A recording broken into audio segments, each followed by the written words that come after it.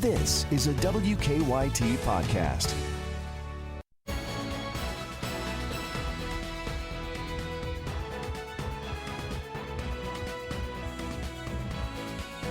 Good morning from WKYT News. I'm Bill Bryant, and we welcome you to Kentucky Newsmakers. Our guest this week is the next Governor of the Commonwealth, Andy Beshear, who will take office soon after a hard-fought election. Beshear is currently the Attorney General. He's wrapping up his duties there as he works with his transition team to be ready to take the reins of state government on December 10th.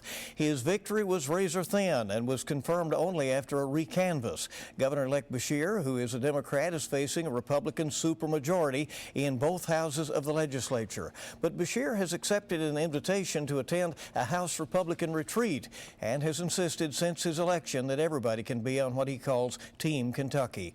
We welcome to Kentucky Newsmakers the Governor-elect of the Commonwealth, Andy Beshear. Thanks for coming. Appreciate it. Thanks for having me, Bill. And congratulations on your victory. Thank you. What do you think in the end happened that got you there? This has been very much a Republican trending state. You were up against an incumbent who was running for re-election.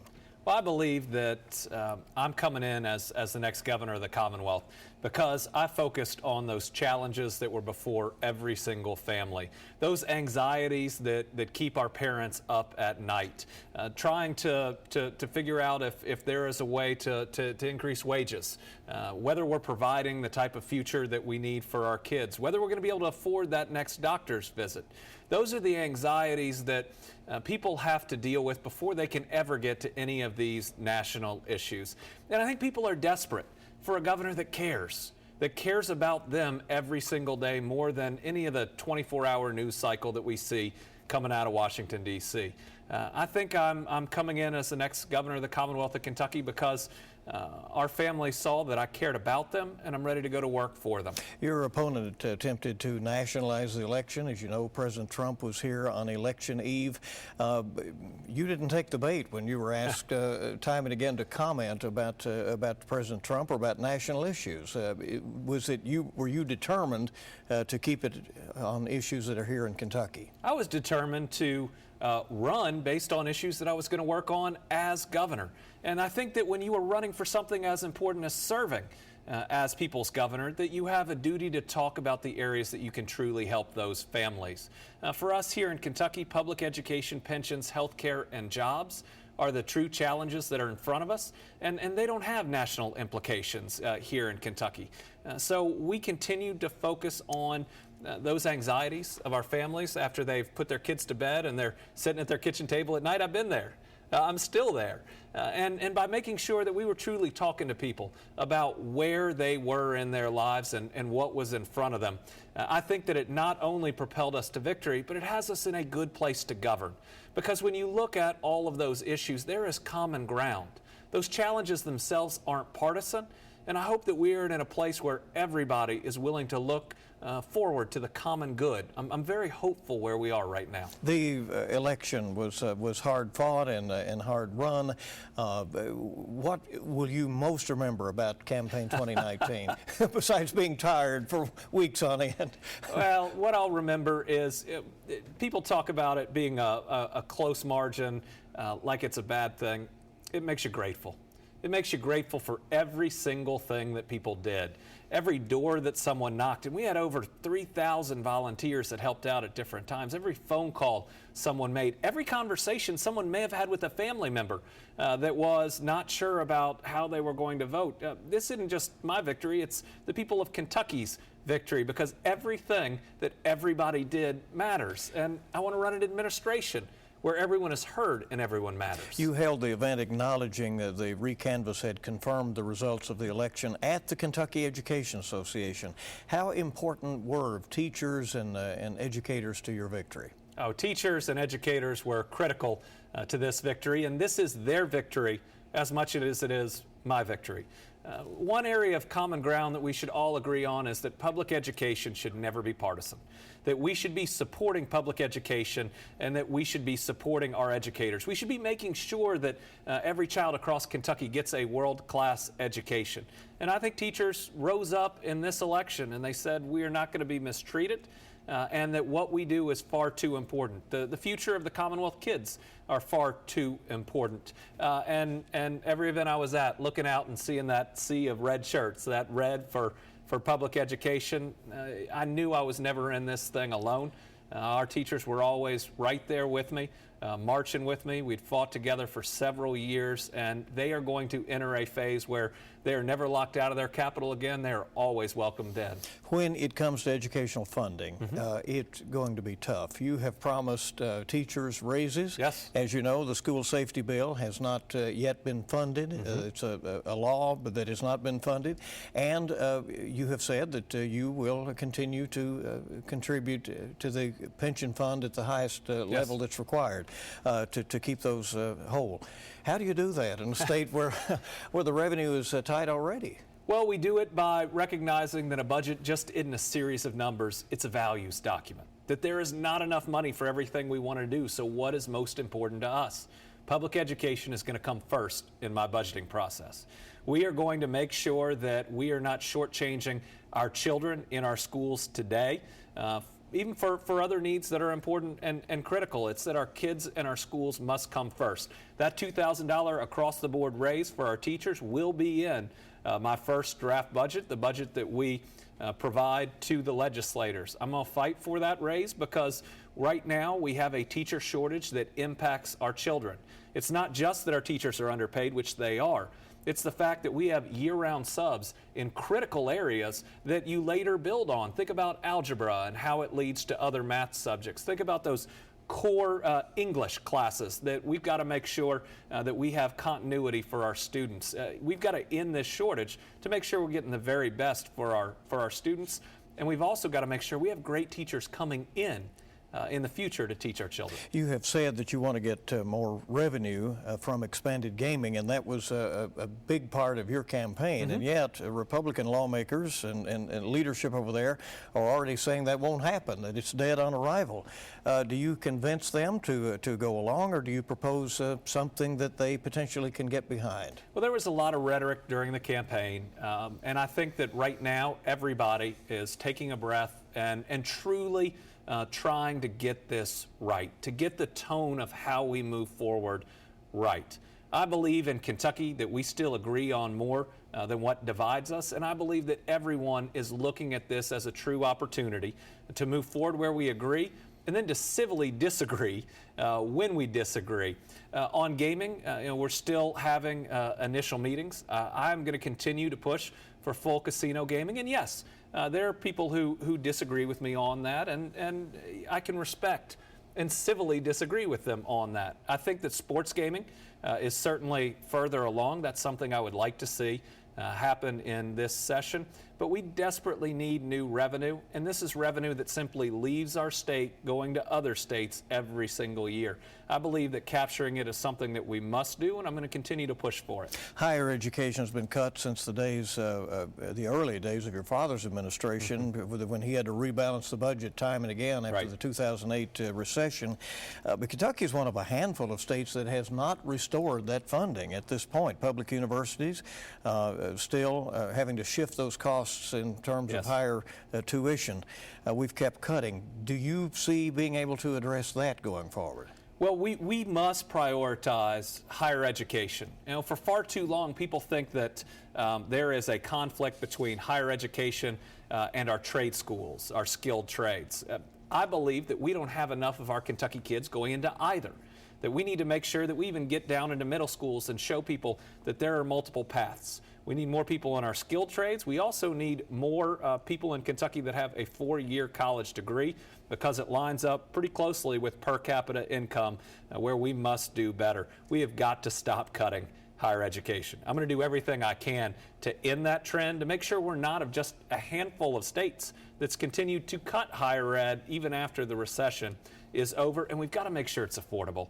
I mean, for so many of our young adult Kentuckians who are looking at higher education, who want to get that college degree, the cost just keeps escalating and escalating and escalating. So I will say that while I hope to provide more funding or to stop the cuts, that's going to come with some obligations about where tuition is right now and trying to make it more affordable for all Kentuckians. You have agreed to go to the Republican retreat Yes. out at Lake Barkley. Be one Democrat out there in that crowd.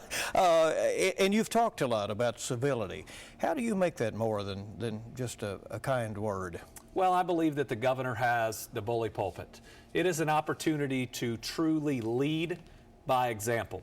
And it's leading by example not just in Frankfort, it's leading by example for our families in a way where neighbors should be able to talk to neighbors.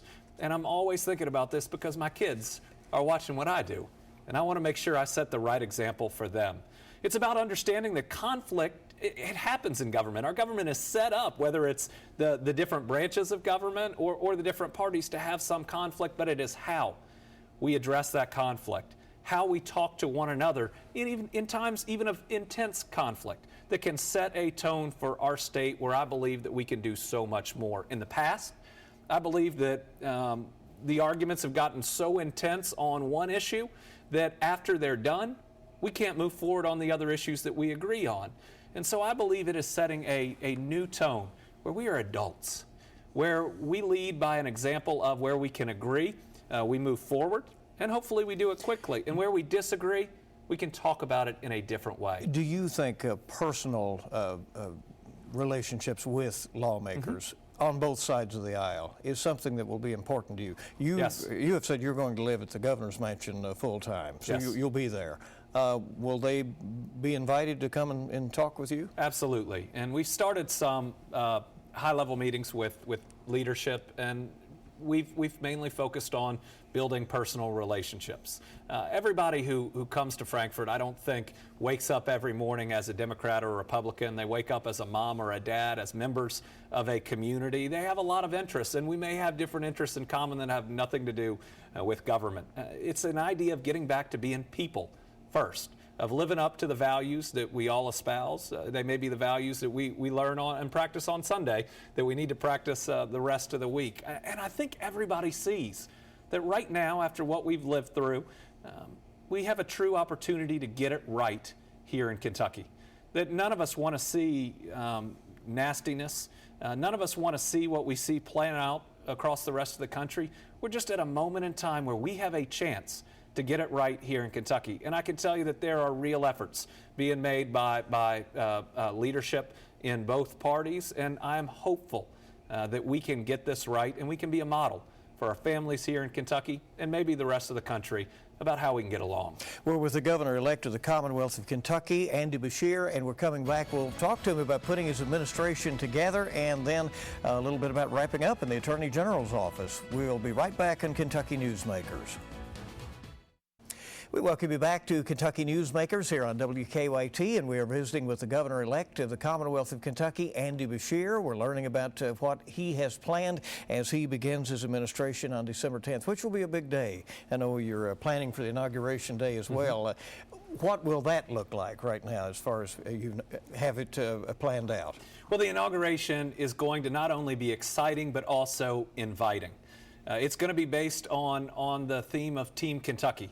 That there is more that unites us that can ever divide us, and that everyone is welcome in their government and in their state capital. That everyone, when they come to Frankfort, should not just be able to get in the doors, but they should feel heard, whether or not the person listening agrees or disagrees with them. They should feel like they are a part of and can communicate with their government. So a big part of that day is going to be about the open doors of the Capitol. After we finish our inaugural address, we're going to open the doors of the Capitol and we're going to host people right there inside. For the first time that I know of, the governor isn't going to lead the inaugural parade. We're going to have our grand marshals lead it, which are Kentucky teachers.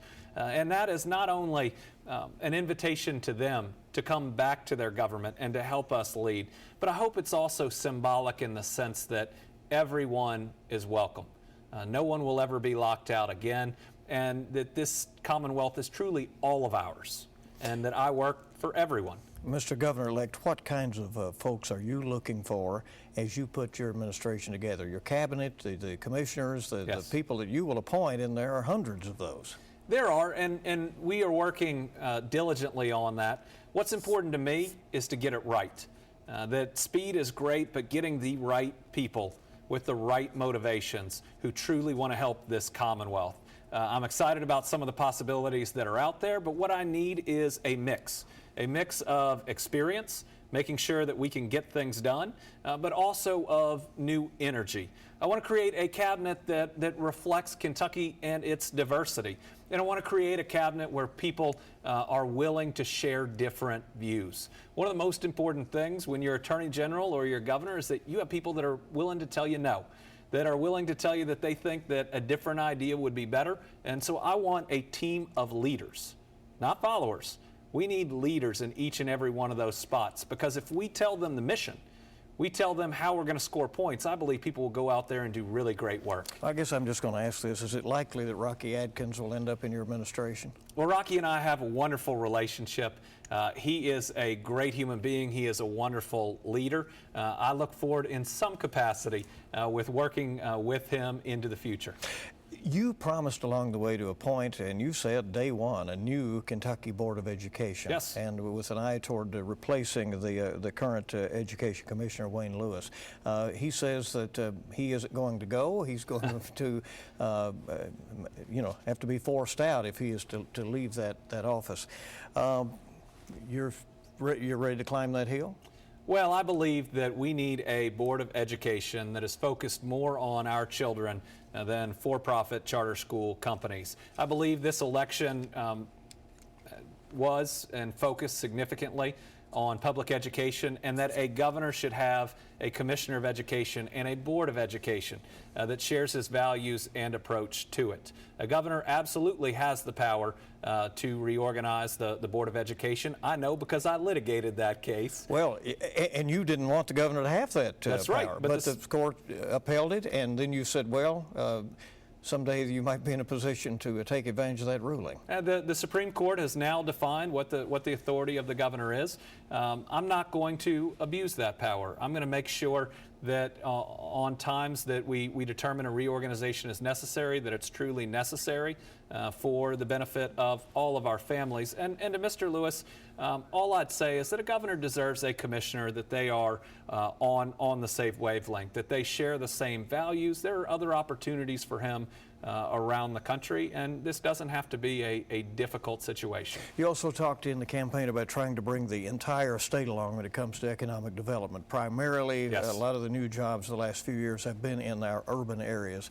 How do you get that done when Kentucky's not had a very good track record, particularly the eastern Kentucky mountains and Right. in other parts of the state? What we do is we focus on investment. Investments in areas where Kentucky isn't lagging behind, but where it can be a true leader. And the investments have to be in areas where rural Kentucky can thrive as well. One of those areas is agriculture technology, or agritech. We have a world where we're going to have to increase our food supply by 70% over the next 30 years just to feed the world's growing population. That takes significant technology. It takes data and information. And we can be a leader in that right here in Kentucky. We can invest right now when so few states are, and those jobs are going to be spread across rural Kentucky. We've seen a couple of victories in this last administration. They should be commended for that, like App Harvest, which is building the world's largest greenhouse in eastern Kentucky in Moorhead. Those opportunities are out there. They're everything from manufacturing to university positions. They are great jobs, and we've got to make sure that we are a leader in that area. Will you give credit to your soon-to-be predecessor for addressing the pension crisis and focusing Kentucky on that issue? I give credit to Governor Bevin on providing funding for the pension crisis. Obviously, we disagree and disagree strongly on the inviolable contract and what type of benefits should be there for future employees. I believe that to get the types of teachers, police officers, firefighters, and social workers that we need, that we have to have a strong retirement system. But my goal isn't to spend time on the last administration. It's to make sure that we are moving forward with this administration. When we turn the page, I want to truly turn the page, to be able to bring everybody together. And what that means is that when Governor Bevin has started a good program that we agree with, we're not going to scrap it simply because he started it. You know, good programs are good programs. We just want the best results for our people. The Medicaid waiver is out as soon as you're in. Yes. You have something that no governor has had before, a father who served in the office, and Governor Steve Beshear easily won 2 terms, was by all accounts popular. He's mentioned that to me. I'm sure he has. How often will you reach out to him for advice? It was something that I think you were careful about during the campaign, yes. But now you can tell us, is he on speed dial? Well, my dad and I are very close. My mom and I are very close. They are wonderful parents, they are wonderful grandparents, and they're never shy about giving advice. My dad has been there before. He knows where the traps are. He knows and was good at building relationships himself. With people across the aisle. My goal is to be the very best governor that I can be, to do my very best for every Kentuckian, regardless of whether they voted for me or not, and where Steve and Jane Beshear can help us in that area, can help us get results. Yes, I'm gonna lean on their advice as much as I can, but everybody's gonna see that I'm my own person. The last 4 years in the AG's office, we've been up against some challenges, and I think we've proven that this will be an Andy Beshear administration and not a Steve Beshear administration. The opioid crisis is something that you addressed as yes. Attorney General, and it is a continuing problem. And I know you have, as we're taping this, an event where you, as Governor-elect, are heading to southeastern Kentucky to open up a center in Clay County that right. is modeled off of a program in Louisville.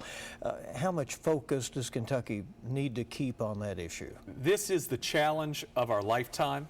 It kills so many Kentuckians every week and every month. We still see new addiction at a level that is taking away, whether it's the lives or simply our family members falling into addiction and what comes with that. This has to be one of our very top priorities. And I can tell you this is an area that we can all agree on and move forward together. So today I'm traveling down to Clay County where we're going to be celebrating the opening of this treatment center with Senate President Robert Stivers, with U.S. Senator Mitch McConnell, with the drug czar out of the White House. The new Attorney General-elect Daniel Cameron's going to be there. This is one example of how we have to make sure that the areas that we agree on, that we not only move forward, but we truly achieve on them. And we don't let areas that we disagree on keep us from addressing something like this that is taking the lives of Kentuckians, and we've got to do so much better. Every day we've got to do better. Every day that we come into the office, we've got to do a little bit more. That next person falling into addiction could be my kids, could be your viewers' kids. We must address this, and we must end this crisis in our lifetime. We'll come right back. We'll talk about how the Attorney General will wrap up his time in that office and be moving along in just a moment on Kentucky Newsmakers. Welcome back to Kentucky Newsmakers. He will soon become the governor of the Commonwealth of Kentucky, moving to the governor's mansion, trying to set up an administration, celebrating the holidays. In the middle of all this, you have a new puppy in the family. That's right. I mean, why not add one more change? It's a great dog. We welcomed her into our family just about 2 weeks ago. Of course, I also have a 13-year-old dog. So. I'm learning what it takes for two different groups to get along with each other. And you know what? I have a buddy in the morning when I get up a little bit earlier than the rest of my family. She lays on my feet while I drink the coffee and then wants to go out. Well, you may need that. Yes. Unconditional yeah, that's right. love that a dog gives when you get over there. All right. What are you proudest of as your time of service as Kentucky's Attorney General? I am so proud of the 200 employees that showed up every single day to give voice to the voiceless. You look at what we were able to do to lift up survivors of violent crime, everything from our Survivors Council to our work in human trafficking, the number of child predators we removed from the streets, giving voice to the voiceless, fighting for the lost and the lonely and the left behind was deeply meaningful to me. I mean, it gave me more purpose in just about everything but my family. and my faith. And it's one of the reasons that I ran for governor. There is so much more that we can do for those that typically aren't heard. Do you believe that you and the new Attorney General, Republican Daniel Cameron, can get along? You're both making history in several ways. He's the first African-American elected in his own right statewide. You're the first Attorney General, though many others have tried to go directly from Attorney General to Governor in more than 100 years. And he's the first Republican Attorney General since the 1940s. Will you get along with him? I believe that we can get along. I've actually known the Attorney General-elect for 8 or 9 years. We worked together at a private law firm for a number of years. He's a good guy. I mean, he's a good person. He is incredibly intelligent. He works very hard. I think he's got the chance to be a very good Attorney General. And I think, like me, he wants to get this moment right. To prove to the citizens of Kentucky and of this country that if we are focused on the right priorities, then we can put the differences beside and really move forward. I believe there's a lot of opportunity, and I certainly believe that we can have a good relationship and in many, many areas work together.